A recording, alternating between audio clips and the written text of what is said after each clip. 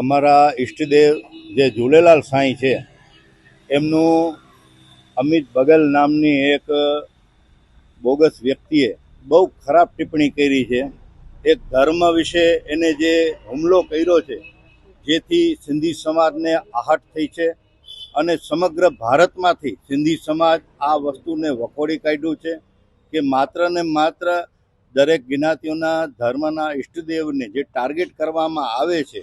તો અમારે માત્ર એટલું ને એટલું કહેવું છે કે આવા તત્વોને સરકાર સખતમાં સખત સજા આપે